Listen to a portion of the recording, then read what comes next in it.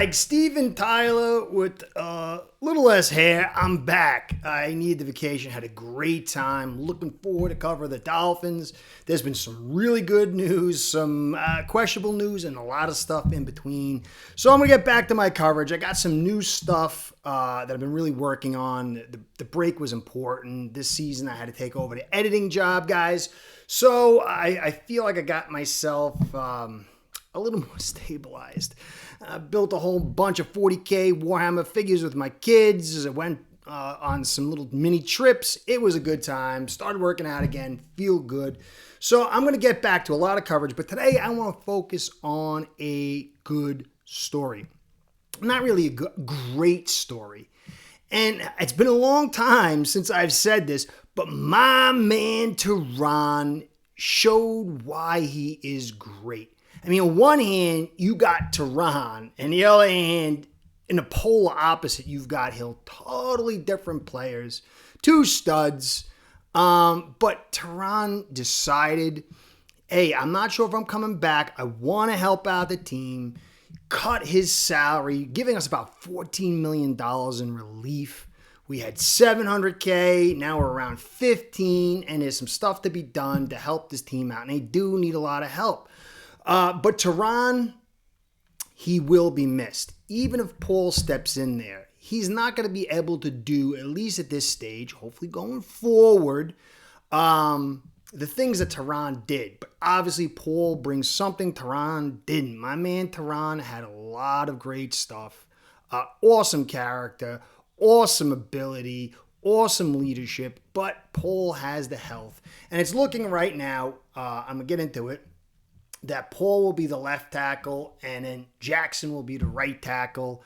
We'll see if he comes back. Maybe he comes back and decides to be that relief valve and come in for some games, step in here and there, and maybe play one more season. I don't know, though. His body is hurting. Guys, there's a lot of people who didn't like Terron, but he left a lot on the football field for us. He's going to be in a lot of pain for a long time. He's going to take surgeries and rehab, or maybe even stem cell injections. So I'm going to get into that, guys. It's a great story. We got to really appreciate Terron, and I pray that we build more like towards Terron sans the injury department. Because the guy's unbelievable. So I'm going to be back this coming Monday, 8:45 on the live with the guys. But I've told you I don't know if my sponsors are bringing me back, so this might be the last couple of months I do. I don't know. I'm going to be working my tail off. I got all kinds of new stuff. I'm going to try all kinds of different things to get them happy so I can stay with you. But I want to add a live in 7:45 p.m. Eastern time on Wednesday, where we could just hang out. One of the best things about this job has been meeting you people, interacting, having the comments. So I'm going to throw it up there. If you want to come in, we'll talk Dolphins. We'll talk about whatever you want. Just hang out and spend some time together, because that's what this whole thing's about. So I'll be doing 2 lives going forward, Monday 8:45, Wednesday 7:45, so come check me out there. Now, before I kick it off, guys, the likes, the subscribes, the comments, the views, all that stuff keeps me in the biz. That's how my sponsor's going to keep me. So if you're helping me out with all that stuff, and there's a lot of you who are, I appreciate it. I'm grateful.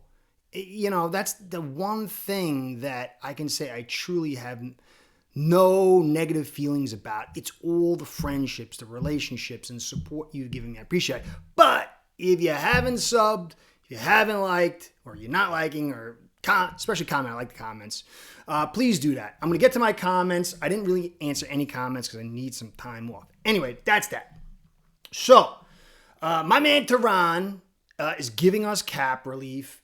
And this is really, really important. Now, to talking, we can get some more money. I'm hearing restructuring of Chubb, restructuring of Jackson, restructuring of Sealer. Restructure just means that you're putting more money in the future. And I don't really like some of that. Sealer, yeah, but he's making peanuts. I would say you need to bump that guy's salary up. But if you restructure, it's going to be guaranteed money you lock into the future. Next year, we only got 14. And we need lots of players. We're really tight for 2 years. I hope we move off Chubb unless somehow he restructures it to pennies, a low amount. You could see here too, just before I get into that quick, I wasn't going to cover this, but I had a doctor who left a comment, and you'll see it here. It's too big of a name for Fiandi, I think. I'm an orthopedic surgeon, and I agree both Phillips and Chubb's injuries are tough to come back from. I believe Phillips will make it, but he needs a lot of time to properly rehab to avoid another injury. Chubb, my understanding is that Chubb had really extensive injury to the knee, more than an ACL. I have no faith that Chubb will make it back to a high level. So he's an orthopedic surgeon. I mean, he says it. I got to believe it. This relates to when I talked to Odaris. Odaris said that his friend who played high level, I think at Ohio in college, linebacker, said he has very little hope that both these guys are going to come back. But an orthopedic surgeon kind of corroborates the Chubb thing.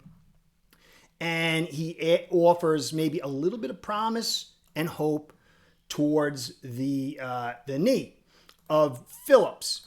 So I don't want to restructure Chubb. I want to get off Jackson. You restructure me, you're locking him in. I don't like him. He's got loads. I mean, I like him, but I have a very different eval than some people. I don't think he's that good. I don't think he's going to get better. I think he's got loads of injuries. We need him this year, but I'm hoping we don't do that. Sealy, yeah, I'd love to get into that. So I'm going to get into now Terron, the fallout, the positives and negatives, but I got to cover what I'm going to cover later on, maybe tomorrow. Obviously, the Joe Rose thing on Hill. And then McDaniel doing a lot of talk. But you can see here in McDaniel's little speech, his little conference, he said this. To improve the room at that position, which I think was pretty obvious, is on everybody's tip of the tongue that it needs to be a focus of ours, and it is. So he says here, which kind of drives me crazy, it's on everybody's tip of the tongue to fix the O-line. And you should know, that's what I've been talking about for a long time. At the beginning of the season, beginning of last season, the season before that, I said the same thing. I disagree that injuries derided us, 22 and 23. I think it hurt, but ultimately we had a cap because of this offensive line. But they were telling us that this offensive line was the best they felt. So either A, they were inept, including Chris Greer, or they were lying to us. And so it's on everybody's tip of the tongue now, but hindsight's always 20/20. We need people to lead this team that have foresight. So, but at least he talked about adding free agents and the draft to build this thing out. And they're going to have to build this thing out in a big way. Terron's money allows us to get one stud.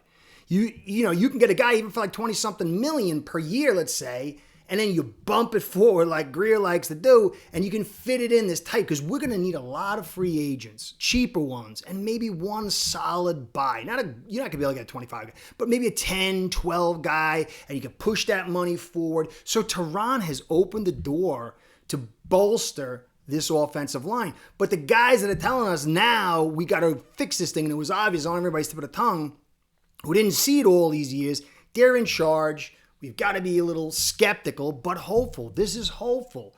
Terron is such a good guy to do this. You see other people want their money, and then they take time off. Go back and look at Terron in the Jets game. He was disgusted. He was sad, sitting on the sidelines, not to be able to help this team out and play. And that's the kind of guy you've got to love. So, but here is the very little bit of an interesting part. If you've been watching, and I did watch a little bit of the Dolphins coverage while I was away, I couldn't resist.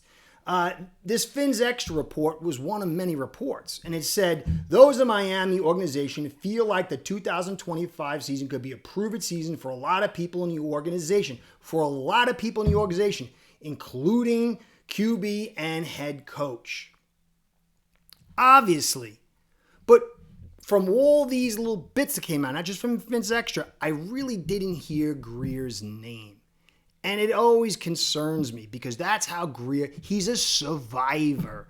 And it does feel like Greer might be here for a while. If I start seeing his name up in neon lights, it being a critical season for him, maybe I won't be so skeptical. But there's a lot of stuff to be skeptical about. So anyway, back into it. All we have on the roster right now is Paul at left tackle, Jackson, who's coming off a pretty solid injury, right tackle, and Brewer. And that is it. So, you can say maybe Andrew Meyer, but I'm not a big fan of him. Yeah, he can move. Ryan Hayes, I'm not a big fan of him. Yeah, he can move. But both those guys are the same what we had that brought us problems. They can't move people. They can't handle power. They can't, as the crazy man Curtis told you, A and B gap. It's about controlling that. And if you see Jackson, you got Brewer, and you got Meyer, and you got Hayes, it does feel like they're going to continue to lean into this system of heavy outside zone and all the rest. But if this inside zone stuff's not taken care of, or the cutback on the outside, that's important. You stretch out and you cut back. But it's very hard to find guys that can move for outside zone, but then yet have the junk in the trunk to move on the inside. Now, it could change. I could be wrong. We could get two, semi-solid moving guards that are big and work this inside gap, because you need that to shield both Jackson, who can't move anybody, and Brew can't move anybody. But I'm a little concerned while I'm very hopeful, because the truth is Eichenberg was terrible. Remember all the people, Eichenberg's terrible. They weren't telling you. They were telling you he was fine. They were telling you trust the system. A lot of people. They were wrong. But he was so bad that if you go out and get yourself a $4 or $5 million veteran that stays healthy and he's average, it's going to be a huge upgrade. Even over Wynn, who's a one-dimensional player who's injury prone. So we can offset that with like a $4 or $5 million guy at that right guard spot. The left guard spot, we can hit that in the draft. I don't think we're going to spend huge money on free agency. It would be good if we can find one of those tackles who can play guard. I'm going to get into that very soon in the draft. But then you got to add the depth. And you're adding new guys to this offensive line who have to build chemistry. You're adding rookies who've got to build chemistry and learn. And so we can create a period of time where there is not the consistency you want. And it could slow things down and create early problems. And you get yourself in a hole, it could be a big problem for the season. But there is hope. So McDaniel also talked about in this thing, I'm going to get into it, he talked about 40 to 60% turnover every year. Most teams are going through that. Maybe 40%, 60% is not good. And if you look at our roster, it's going to be more like 70% if you factor in a lot of the guys we have on the roster. They're not starters. They're not good. So this is going to be so interesting.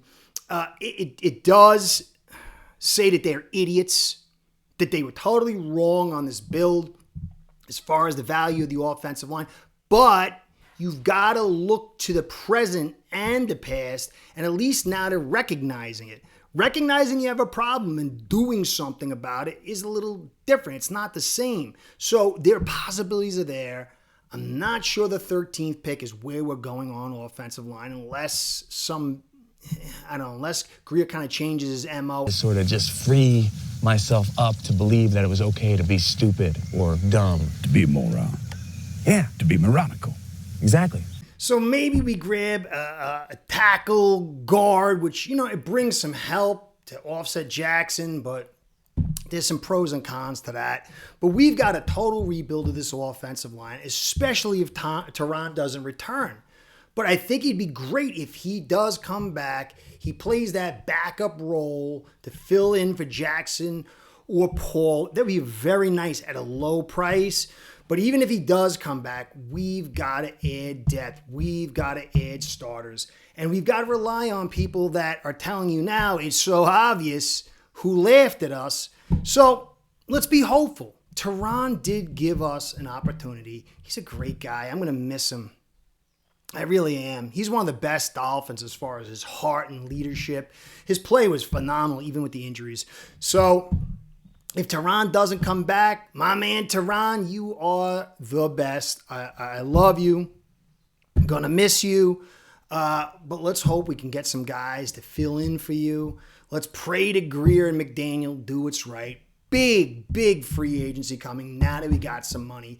A big draft with lots of picks. Can Greer and I know you're going, but can Greer and McDaniel get it right? We'll see.